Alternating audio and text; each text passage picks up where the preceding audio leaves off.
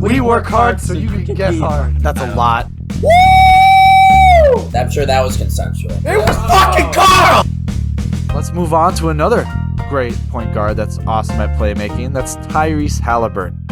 Let's do a deep dive. Could he be the next superstar in this league? What's his ceiling? What do you think? Let's I've got Tyrese Haliburton as one of my next superstars in this league, because into this upcoming season, he's only going to be 22 years old. And right now, Basketball Reference has him projected to shoot 42% from three. And they only think he's going to get 16 points per game. But I think, eventually, he should be getting much more volume than that. And at the end of last year, I think, his time with the Pacers, he was scoring over 20 points per game. So I'm predicting that he's going to be scoring around 20 points per game this year.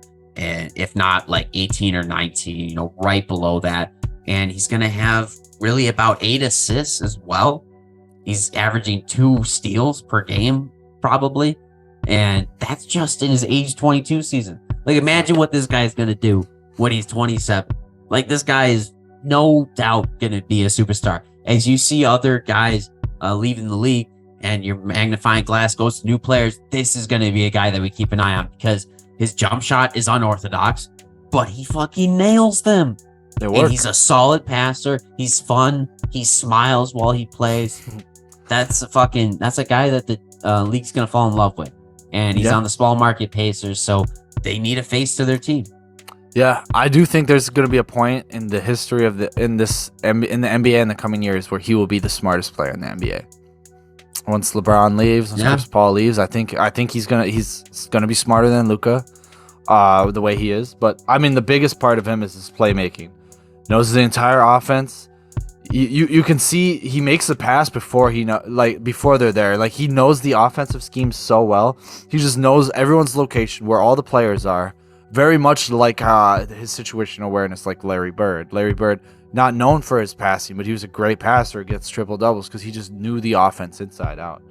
So it's great, and it's almost to a fault where the only times he gets turnovers is because he'll pass it and they're not looking. He'll just throw it at them, but they're wide open, but they just weren't paying attention, or they didn't get to their spot soon enough, and they just missed. And that's basically all of his turnovers. He has great ball handle. His defense, let's get into that. Able to keep up, stay with the player, staying active, always moving, always aware of everyone's position, able to bother them even without leaving his defender. He's able to reach over, get into their space, change their what play they're gonna. I'm remembering one with Cat where he was completely out of the play that D'Angelo Russell tried to pull him out of the three, make him guard D'Angelo out past the three, and he did. But he just shifted his body in and moved a little bit where he could still stay on and guard D'Angelo, but able to get close enough to Cat where Cat couldn't go right, which was his original plan. So he does little things where he just changes each offensive play. So he's just such a smart player. Not the biggest paint threat, but like you said, gonna shoot 42%, gonna be great. Mainly gets his shots off from catch and shoot. Doesn't create much. He does, and he shows he creates it, and that's what I want to see this season, is him creating his own shot more. Yeah, I definitely think he has the ability to do that, and I think having a pick and roll partner makes it easier. Right now, having Miles Turner, I don't think is the ideal running mate for him. I think that's why they tried to sign DeAndre Ayton, because imagine what DeAndre Ayton would have been paired with him. Yeah, that would have been. DeAndre Ayton is almost a perfect fit next to Haliburton because the spacing's perfect, because Haliburton spends very little time in the paint. He does not do much inside. So, but a pick and roll, a guy like Ayton to maneuver that'd be awesome. That'd be one of the craziest. It would open everything up. Yeah, so I think they're definitely looking for a guy like that, and maybe they can still trade for DeAndre Ayton, like you said. If earlier you said DeAndre Ayton maybe doesn't want to be in Phoenix. Maybe Phoenix eventually just takes the Miles Turner Buddy Hield offer, because they're like, okay, nothing better is coming along. That's at least giving us a couple solid players to help us get a championship this year, because they have to put out their best effort this year. I don't think if they run it back with the exact same roster this year, who knows? I don't want to get Suns talk again. But Tyrese Haliburton is a great player. I think you get alongside a pick and roll player next to him. You see what's going to be available for that in the next couple of years, and you're doing great. You already drafted a solid scorer in Benedict Mathurin, who's going to be next to him. Yeah. So I think, that should open things up as well. And you cleared Brogdon out of there. Who you lose some on the veteran end, but you open now. All of the keys are given to Haliburton now. He is full reign of the offense. Yeah, you needed to do that because, otherwise Haliburton's just going to play little brother to Malcolm Brogdon, and you need Malcolm Brogdon just to get out there and be in a new situation. For the Pacers, you got mostly a young squad. I think you're still looking to trade Miles Turner, but you draft Benedict Mathurin, and that way you at least have another young dude next to him who's going to look up to Haliburton as a guy who's already done something in the league. But I don't know if you've heard Benedict Mathurin talk, but he doesn't really look up to anyone.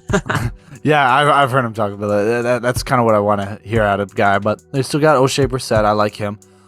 There's still a chance they can get Ayton. The only reason they didn't get him, aside from the fact that the Suns matched his offers, the Suns were trying to figure out a 3-team trade, including the Pacers.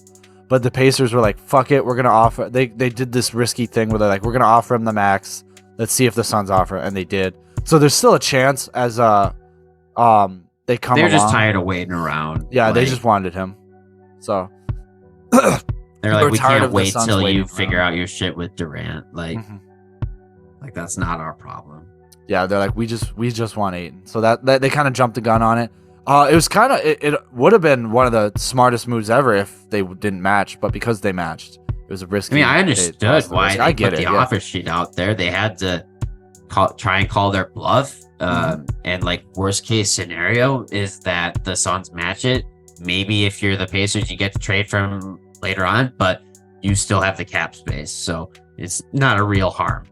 Yeah, but back to Tyrese, I'm super excited for when they get more solid, more comfortable scores next to him, to see the offense he can run with the tools. Give him the tools to do it, different guys, your Tobias Harris, Harrison Barnes, Nikola Vucevic's of the world that are just off ball, that just feed off great playmakers. So when you get guys like that, I can't wait to just give him the tools and we'll see what he can do. I'm excited to see where this guy can go. I do think he's going to be if you just jumbled up season, I'm predicting. I don't know about All-Star this season. I don't think the Pacers are going to be this good enough. Season. Doesn't matter. He's making it. DeJounte Murray made it in last year on a bad Spurs team. I think Tyrese Haliburton can do it. Yeah, it's possible. It's definitely possible. I do think, not that he can't be the number one on a team. I do think he will be the number two only because he's a primary playmaker like that. I do think he will need a superstar next to him for the Pacers to win a championship. Not that he's not a number one, only because he's a pass first player. Yeah, no, I definitely think they need more around him, but we're going to see what Mathurin's like, and they tried to get Ayton, so I know that they're interested in getting talent, so we'll see who becomes available later on. Yeah. What do you guys think? Do you think Tyrese Haliburton's going to be an all-star, superstar? You think he's never going to he's going to be a Mike Conley, CJ Cullum of this world? You let us know. Comment below. All right, guys, that was strictly ball business, and we loved hearing you.